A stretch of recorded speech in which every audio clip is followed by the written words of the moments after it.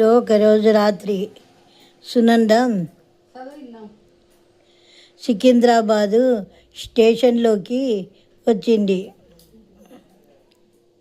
కొద్దిసేపు తర్వాత స్టేషన్లోకి వచ్చి ఆగింది రైలు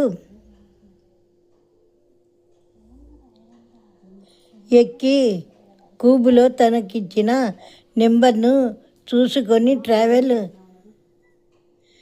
బ్యాగు కూర్చునే బెర్త్ కిందికి నెట్టి ఊపిరి పీల్చుకుని కూర్చుంది. అంతలో ఆ బెర్త్లోనికి ఒక యువకుడు ఎక్కాడు. సునంద క్యాజువల్గా అటువైపు చూసింది.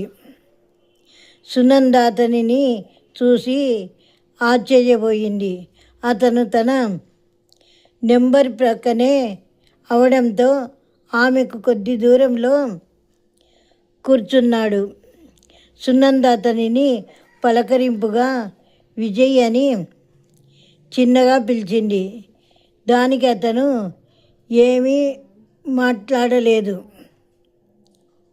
నిస్సహాయంతో చిన్నగా నవ్వి మౌనంగా ఉన్నాడు. సునందకు అర్థమైంది తాను చేసిన తప్పు. అతనిని కలిసి 6 సంవత్సరాలైంది. పెళ్లి చూపులు అని చెప్పి పెళ్లి చూపుల జరిగిన తర్వాత సంబంధం ఖాయం చేశారు. ఆమె మనసు అంగీకరించకపోయినా ఒప్పుకుంది.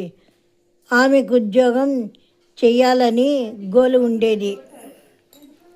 అందువల్ల తల్లిదండ్రుల మాటను లెక్క చెయ్యక మరుసటి రోజు పెళ్ళి అనగా రాత్రికి రాత్రే హైదరాబాదుకు వెళ్ళిపోయింది. తల్లిదండ్రులను ఇరుగు పొరుగు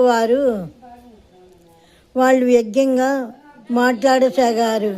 విజయ్ అతని తల్లి చంద్రమ్మ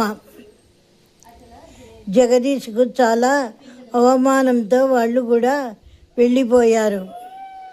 జగదీష్ తల్లిదండ్రులు కోలుకునేందుకు 3 సంవత్సరాలు పట్టింది. జగదీష్ తండ్రికి 1-2 సార్లు స్ట్రోక్ కూడా వచ్చింది.